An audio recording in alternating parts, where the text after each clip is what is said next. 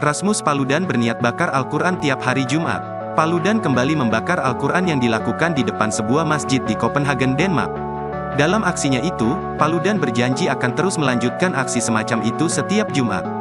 Ia berujar, pembakaran Al-Quran ini akan terus dilakukan hingga Swedia mendapatkan dukungan dari Turki untuk bergabung NATO.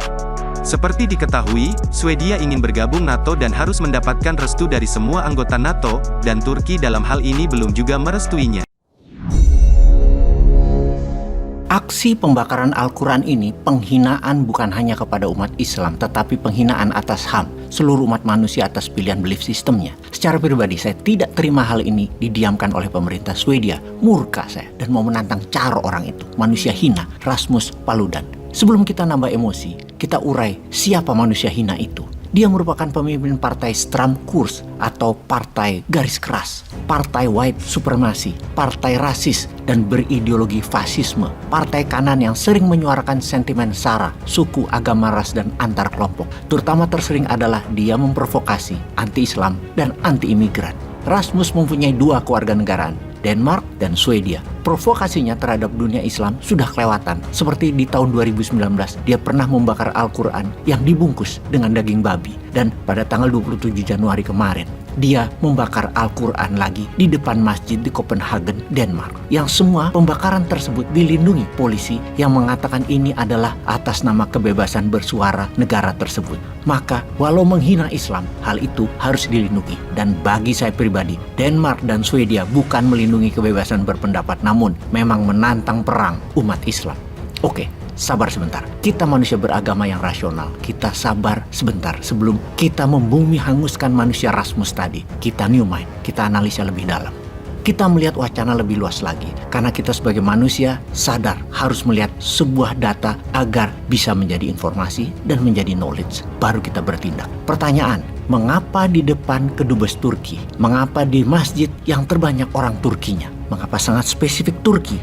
Turki memang Islam. Kenapa tidak di kedutaan Indonesia atau di kedutaan Malaysia? Sekali lagi, kenapa Turki? Inilah awal analisa yang membuat kita meluaskan wacana bukan hanya Islamofobia atau mengkampanyekan kebencian takut terhadap agama Islam tindakannya. Namun, lebih dikarenakan jangan-jangan ada agenda politik di belakangnya. Pemerintah Swedia dan Denmark sesungguhnya juga menyetujui langkah tersebut. Kita meluas lagi pengamatannya. Kita tahu bahwa ketika Rusia menyerang Ukraina adalah pelaksanaan atas peringatan berkali-kali dari Rusia kepada Ukraina yang untuk tidak join NATO. NATO adalah kolonialisasi barat ke Eropa Timur. Sudah 15 negara ex-Soviet di Eropa Timur yang bergabung dan saat ini ada 30 negara yang bergabung yang bukan hanya membangun aliansi militer, namun penaklukan ekonomi negara-negara kecil tersebut untuk jadi pasarnya negara besar Eropa Barat. Fakta pertahanan adalah langkah militer multilateral beberapa negara atas takutnya kalau ada serangan dari negara lain. Negara Eropa warganya sesungguhnya tidak suka membuang-buang anggaran militer yang jarang dipakai dan hanya untuk jaga-jaga. Karena itu mereka mengecilkan anggaran militer dan lebih membuat kesejahteraan warganya dana tersebut. Daripada punya pesawat tempur senilai 80 juta dolar atau 1,1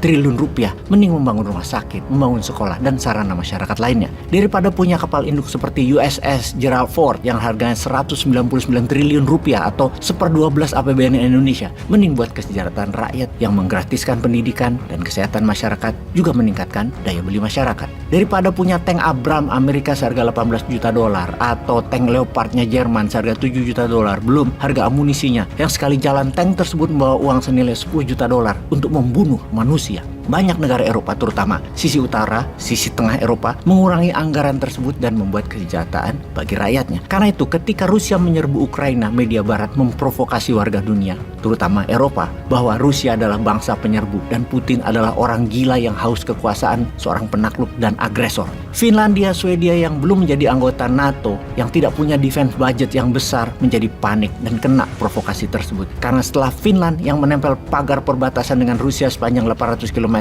panjangnya perbatasan Rusia-Finlandia, maka negara sebelah Finlandia adalah Swedia, bisa juga diserang Rusia. Padahal Rusia kecil kemungkinan menyerang Finlandia dan Swedia karena tujuan Rusia adalah menciptakan buffer country atau wilayah bumper untuk serangan NATO, di mana Ukraina yang memang pemimpinnya adalah pro-Amerika memang ingin gabung dan membiarkan NATO dengan Rusia untuk dogfight di perbatasan pagar negaranya. Dan kita semua tahu Turki adalah sahabat Rusia dan Turki punya ambisi menjadi pengendali Eropa, menjadi global player. militer. Pemimpin Turki, Erdogan, adalah pencinta sejati bangsa Turki dan negara Turki. Turki ini dijajah di banyak hak, termasuk Selat Bosporus yang membelah Turki dan membelah dua laut besar, Laut Hitam Black Sea dan Laut Marmara Mediterranean, yang dilewati banyak kapal niaga, namun Turki tidak dapat benefit apapun, di mana jelas Erdogan akan mengambil hak Turki. Seperti halnya New Mind yang terinspirasi akan langkah Erdogan, akan meminta hak Selat Malaka kepada internasional. Ini kalau pemimpinnya seberani Erdogan, seberani Putin, seberani Xi Jinping. Bukan pemimpin pragmatis, populis, pro ekonomi oligar. Harus berani dan untuk rakyat. Itulah pemimpin ideal Indonesia ke depannya. Untuk itu, Turki punya skenario sendiri agar menjadi negara berdaulat dan pemain global. Di mana salah satunya Turki tidak mau anggota NATO ditambah, di mana kita tahu syarat negara join NATO ke 30 negara anggota harus setuju 100%.